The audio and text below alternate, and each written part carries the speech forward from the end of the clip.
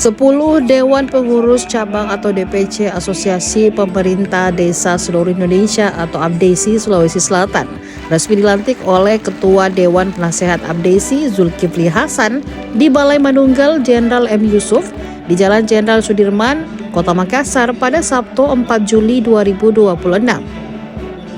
10 kabupaten tersebut yakni Takalar, Maros, Kepulauan Selayar, Luwu Timur, Pangkep, Sinjai, Sirendeng Rapang, Bantaeng, Baru, dan juga Pindrang. Total pengurus yang dilantik mencapai 145 orang. Mereka menjabat untuk periode 2025-2030. Adapun para ketua DPC yang dilantik yakni Ketua DPC APDESI Takalar Parawansa, Ketua DPC APDESI Luwu Timur Suharman, Ketua DPC APDESI Sidrap Naming Palajareng, Ketua DPC APDESI Pangkep Abdul Qadir, Ketua DPC APDESI Maros Wahyu Febri, Ketua DPC APDESI Bantaeng Haji Ramli, Ketua DPC APDESI Sinjai Abdul Aziz Soy, dan DPC APDESI Kepulauan Selayar Andi Arman, Ketua DPC APDESI Baru Muhammad Dahlan, serta Ketua DPC APDESI Pindrang Muhammad Amin. Alhamdulillah, tadi kita sudah laksanakan pelantikan serentak pengurus DPC. Posisi Pak Zulhas ini selain Menko Pangan, beliau adalah Ketua Dewan Penasehat DPC APDESI, sehingga tentu menjadi kebanggaan buat teman-teman pengurus APDESI Sulawesi Selatan apabila sekelas menteri yang melantik beliau. Itulah yang mendasari kenapa sampai kami mengundang beliau untuk hadir, sekaligus tentu kami menyampaikan secara langsung, karena untuk teman-teman bisa langsung ke Jakarta sepertinya agak sulit. Kami undang beliau datang ke sini, kemudian kami menyampaikan apa yang menjadi aspirasi kami terkait dengan keadaan yang di desa. Dalam pelantikan apa yang akan dilaksanakan dalam langkah awal? Dalam waktu dekat ini teman-teman melaksanakan rapat kerja di tiap-tiap kabupaten, dan teman-teman akan melakukan konsolidasi untuk pelaksanaan program-program di kelembagaan APDESI yang tentu memberikan manfaat untuk masyarakat desa dan desa. Kalau realisasi MBG dan koperasi desa di desa-desa selama ini ada di Sulawesi Selatan seperti apa?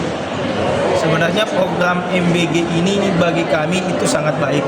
Selain tentu pemenuhan gizi bagi masyarakat miskin yang ada di desa, MBG ini tentu menggerakkan ekonomi UMKM yang ada di desa dan juga menjadi tempat sarana bekerja bagi ibu-ibu, utamanya yang pengangguran. Ada banyak pengangguran yang bekerja.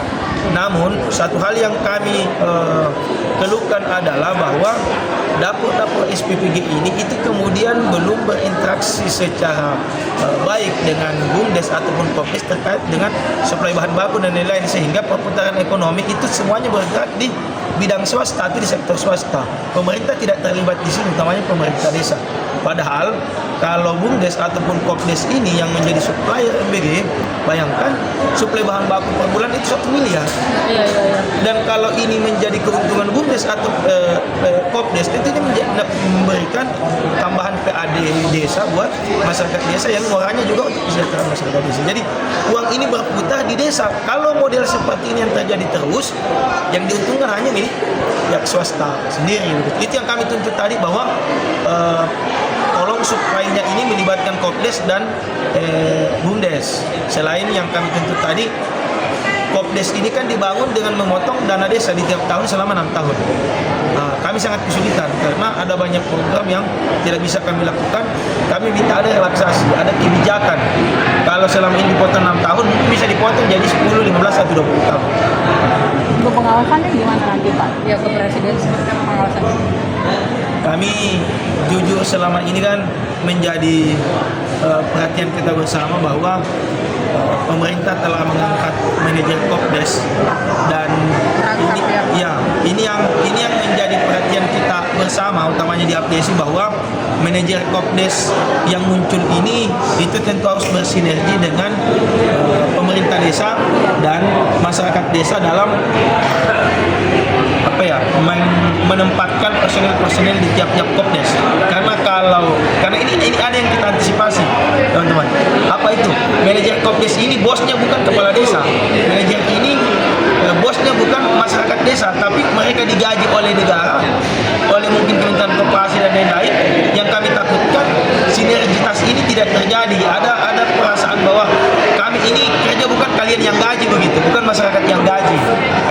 wanti-wanti bahwa kalau ini yang terjadi ya bisa ada clash lagi di lapangan. Iya. Tapi jalan ini koperasi desa Sudah dibangun Bu, tapi bangunannya? ya baru dibangun tapi posisinya belum jalan sekarang. Untuk di Sulsel sendiri sudah berapa yang terbangun Pak Ketua? Kami tidak tahu secara persis, tetapi yang pasti pertemuan di Jakarta kemarin kami mengusulkan ada revisi terkait dengan aturan luas lahan yang digunakan untuk membangun kopdes, karena tidak semua desa memiliki ketersediaan lahan sampai 1000 meter persegi. Akhirnya ini yang membuat banyak desa tidak bisa dibangun kopdes, dan ada yang keliru teman-teman. Apa itu? Tadi sudah disampaikan Pak Menteri kan, tuntutan kami adalah desa-desa yang belum dibangunkan kopdes itu jangan dulu dipotong dari desanya. Ini tidak fair. Dana desanya dipotong padahal kopdes belum dibangun. Ini kan tidak mendapatkan apa-apa, malah dia rugi. Kalau dia sudah dibangunkan kopdes, dia sudah dapat 3 miliar kan dengan peralatan dan perlengkapannya. Kalau dana desanya dipotong ya tidak masalah. Yang jadi masalah dana desanya dipotong padahal kopdes belum dibangun. Dan tadi sudah terjawab kan bahwa Pak Menteri menjawab tuntutan kami bagaimana ke depan desa-desa yang belum dibangun dana desanya dipotong. Download Tribun X sekarang, menghadirkan lokal menjadi Indonesia.